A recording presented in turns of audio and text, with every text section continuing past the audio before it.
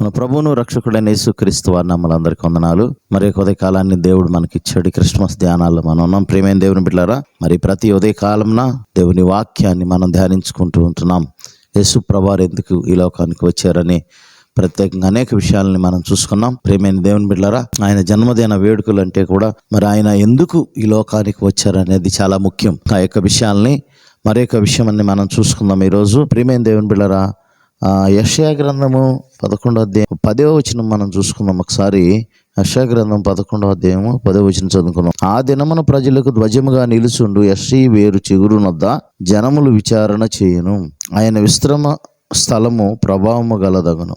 ప్రియమైన దేవుని బిడ్డలారా, ఇక్కడ మనం గమనించినట్లయితే వేరు చిగురు అని అంటున్నాడు. ఇక్కడ కొత్త నిబంధనలోకి వెళ్ళిపోయినట్లయితే ఒకసారి మనం ఈ రోమీలకు రాసిన పత్రిక 15వ అధ్యాయము 12వ వచనం మనం గమనించినట్లయితే, ప్రియమైన దేవుని బిడ్డలారా, నేను చెప్పినదేమగా పితరులకు చేయబడిన వాగ్దానముల విషయంలో దేవుడు సత్యవంతుడని స్థాపించుటకును అన్ని జనులు ఆయన కనికరమును గూర్చి దేవుని మహిమపరచుటకును క్రీస్తు సున్నతి గలవారికి పరిచారకుడు ఆయను.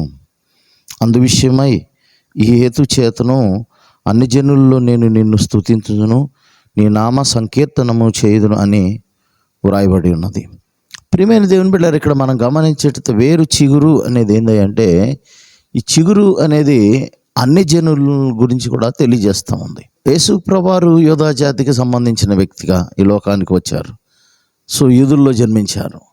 సో అయితే ఆయన చిగురు, ఆ చిగురు ఎవరై అంటే ఈ ప్రపంచంలో ఉన్న సకల ప్రజలు, అన్ని జనులు ఎవరైతే ఉంటారో ఇజ్రాయేలీలు కాకుండా వారందరూ కూడా ఈ చిగురుగా మనం చూడవచ్చు. వీరందరూ కూడా కురుము ఎదిగి ఫలించినట్లు గలతీ రాసిన పత్రికలో మనం చూస్తాం. యేసు ప్రభువారు ద్వారా మనం రక్షణలోనికి వస్తున్నామని అక్కడ తెలియజేస్తాడు.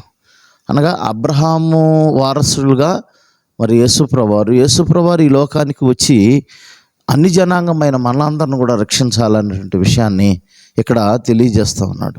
రెండు విషయాలని మనం ఇక్కడ గమనిస్తాం. ఒకటి, పితరులకు చేయబడిన వాగ్దాన విషయంలో దేవుడు సత్యవంతుడని స్థాపించడానికి. ప్రియమైన దేవుని బిడ్డలారా, చూడండి, ఈ భూమి మీద అంటే యేసు ప్రభువారు ఎందుకు వచ్చారంటే, అంతకుముందు మనం చూసుకున్నాం, పాపులను రక్షించడానికి వచ్చాడని చూసుకున్నాం, నశించిన వెతక రక్షించడానికి మనిషి కుమారుడు ఈ లోకానికి వచ్చాడని మనం చూసుకున్నాం. అయితే ప్రియమైన కొన్ని విషయాలను మనం గమనించినట్టయితే, ఆయన కృపాసత్య సంపూర్ణుడిగా శరీరధారి అయి మన మధ్య నివాసం చేశాడని మనం చూసుకున్నాం. దేవుడు సత్యవంతుడు, దేవుడు గొప్ప దేవుడు అని ఆయన ఈ భూమి మీద స్థాపించడానికి కూడా వచ్చాడు. ఒకసారి పితరులకు చేయబడిన వాగ్దానం విషయంలో దేవుడు సత్యవంతుడు. అందుకే పాత నిబంధనలు మనం చూసినట్టయితే పితరులకు దేవుడు వాగ్దానం చేశాడు ఆయన గొప్ప దేవుడు అని. మరి ఆ వాగ్దానం ఇక్కడ నెరవేర్చబడాలి, అందుకే యేసు ప్రభువారి ద్వారా నెరవేర్చబడుతుంది. నిజంగా ఆయన ఆశ్చర్యకరుడుగా, అద్భుతకరుడుగా, అదేవిధంగా మరి బలవంతుడిగా, సమాధానకర్తగా, ఎల్లప్పుడూ తోడుగా ఉండే దేవుడుగా, తండ్రిగా మనకు ఉన్నాడని యెషయా గ్రంథంలో చెప్పబడినట్లు ప్రభువారి లోకానికి వచ్చినప్పుడు కుంటివారికి కాళ్ళు ఇచ్చాడు, గుడ్డివారికి కండ్లు ఇచ్చాడు, మరి చనిపోయిన వారిని లేపాడు, అనేక గొప్ప అద్భుతాలు చేశాడు. అనగా దేవుణ్ణి హెచ్చించాడు, దేవుని యొక్క గొప్పదనాన్ని దేవుడు హెచ్చించాడు. మరి ఆయన సత్యమైన దేవుడిగా ఈ భూమి మీద స్థాపించాడు సకలం. రెండోది ఏంటంటే, అన్ని జనులకు దేవుని కనికరాన్ని గూర్చి తెలియజేయటానికి వచ్చాడు. దేవుడు ఎంత కనికరం కలిగిన దేవుడు అంటే, దేవుడు ఇశ్రాయేలీలకే కాదు, దేవుడు సమస్త ప్రజలకు కూడా దేవుడని మరి చూపించడానికి యేసు ప్రభువారు ఈ లోకానికి వచ్చారు. మరి యోహానుతో కూడా సాక్ష్యం ఇస్తాడు యెషయా గ్రంథంలో చెప్పబడినట్లు. మరి పేదలకు సువార్త ప్రకటించబడుతుంది, నలిగిన వారు దృఢపరుస్తున్నారు, గుడివారు చూపు పొందుతున్నారని చెప్పు, కుంటివారు నడుస్తున్నారని చెప్పు అని తన యోహాను శిష్యులతో చెప్పి పంపిస్తాడు యేసు ప్రభువారు కన్ఫర్మేషన్ కోసం. నిజంగా మెస్సయ్య నువ్వా కాదని యోహానుకు అనుమానం వచ్చినప్పుడు మరలా ఆ కన్ఫర్మేషన్ తిరిగి చెప్పటానికి యేసు ప్రభువారు అట్లా చెప్తారు. ఆ రీతిగా ఈ రెండు విషయాల మీద స్థిరపరచడానికి కూడా యేసు ప్రభువారు వచ్చారు. అన్ని జనాంగమైన మన కొరకు కూడా వచ్చి మనల్ని ప్రేమించి మన అందరి కోసం కూడా ఆయన రక్తాన్ని కార్చాడు. ఆయన రక్తం ద్వారా ఉభయలము ఏకమయ్యామని ఎఫెసీయులకు రాసిన పత్రికలో పౌలు అంటాడు. ఉభయలము అంటే, ఉభయులు అంటే ఎవరు? ఇశ్రాయేలీలు మరియు మిగిలిన అన్య జనాంగం, ప్రపంచంలో ఉన్న ప్రతి ప్రజలు, అన్ని జనాంగం ఉభయులు ఏకమయ్యారు. మరి ఇశ్రాయేలుతో సహపౌరసత్వాన్ని యేసుప్రభువారు ఆయన మరణం ద్వారా మనకందరికీ దొరికింది. ఎందుకంటే ఆయన సహపౌరసత్వం అంటే పరలోక పౌరసత్వం మనం ఉండాలి. పరలోక రాజ్యం వెళ్ళాలంటే ఆ పౌరసత్వాన్ని యేసుప్రభువారి ద్వారా మనకు అనుగ్రహించబడ్డది. అంతేకాదు మరి ఆయన మాలు మీద వేలాడి మన మీదకి ఏదైతే శాపం ఉందో ఆ శాపాన్నంతా కూడా కొట్టివేసి మనలందరినీ కూడా నీతిమంతులుగా చేశాడు. ఆ విషయాల్ని మనం కొత్త నిబంధనలో కొన్ని విషయాలు మనం చూస్తాం ప్రియమైన దేవుని బిడ్డలారా.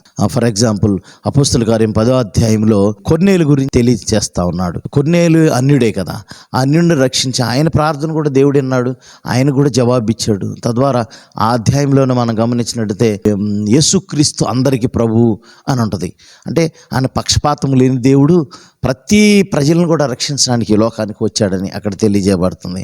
కాబట్టి ప్రియమైన దేవుని బిడ్డలారా, యేసుప్రభువారు పితరులకు వాగ్దానం చేసిన దేవుడు ఎంత గొప్ప దేవుడో, ఎంత సత్యవంతుడో తెలియజేయడానికి ఒక విషయం అయితే, రెండోది అన్ని జనాంగమైన మనల్ని కనికరించడానికి ఈ లోకానికి వచ్చాడనేది ఆ వాక్యము దృఢపరచబడ్డది.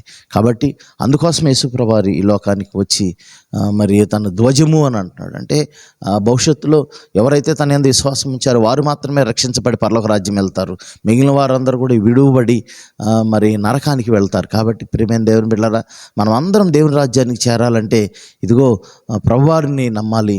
మన కొరకై ఈ భూమి మీదకి ఎత్తించినటువంటి తేజోమయుడిని, మరి రక్షకుడిని, విమోచకుడిని మనం నమ్మినట్లయితే, మనం విశ్వాసములు ఎదిగినట్లయితే ఖచ్చితంగా ఆయన రాజ్యంలో వారసులుగా అవుతాం. మరి ఆ రీతిగా అవ్వాలని మనందరం కోరుకుందాం. మన ప్రియులు, మన ప్రజలు ప్రతి వారు కూడా రక్షణ పొందాలి. ఈ క్రిస్మస్ సందర్భంగా అనేక మంది సెమీ క్రిస్మస్లు అవి కండక్ట్ చేస్తూ ఉన్నారు. మరి మన వాక్యాన్ని మనం గ్రహించాలి. వాక్యంలో ఉన్నటువంటి విషయాలను మనం గమనించినట్టయితే ప్రియమైన దేవుని బిడ్డలారా, ఖచ్చితంగా అది మన జీవితాలను మారుస్తుంది. వాక్యము మన బ్రతుకులు మారుస్తుంది, దేవుని రాజ్యాన్ని చేరుస్తుంది. దేవుడు పరిశుద్ధ వాక్యం దీవించును గాక. ఆమెన్. ప్రార్థన చేసుకుందాం. మమ్మల్ని మిక్కిలిగా ప్రేమించిన ప్రియ పరలోకపు తండ్రి, జీవాధిపతి, మీకు వందనాలు చెల్లిస్తున్నాం ప్రభా. మా జీవితంలో మీరు ఎన్నో గొప్ప కార్యములు చేసినారు, అద్భుత ఆశ్చర్య కార్యములు చేసినారు. మీకే వందనాలు చెల్లిస్తున్నాం. నిన్న నేడు నిరంతరం ఏకరీతిగా ఉంది దేవుడా. ఈ సమయాన్ని మీకు అప్పగించుకున్నాం.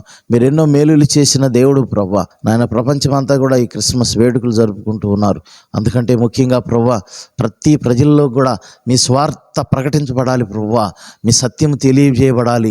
మీరు ఎంత గొప్ప సత్యవంతుడు, ఎంత కనికరం కలిగిన దేవుడో ప్రజలందరూ తెలుసుకోవాలి. కృప చూపించండి, సహాయం చేయమండి. ఇప్పుడు మీ సన్నిధి మాకు తోడు గురించి బలపరచమని యేసు పరిశుద్ధ నామమున అడిగి వేడుకుని ప్రార్థన చేస్తున్నాం తండ్రి. ఆమెన్. మన తండ్రి అయిన దేవుని ప్రేమయు, ప్రభువైన యేసుక్రీస్తు వారి కృపయు, పరిశుద్ధాత్మ సహవాసం చేరుమనుకున్న సకల పరిశుద్ధులకు ఎల్లప్పుడూ తోడే నడిపించును గాక. ఆమెన్. అందరికీ వందనాలు. ప్రియమైన దేవుని బిడ్డలారా, మరే ఉదయకాలాన్ని కలుసుకుందాం. దేవుడు మీ అందరిని కూడా దీవించి ఆశీర్వదించి బలపరచును గాక. God bless you all.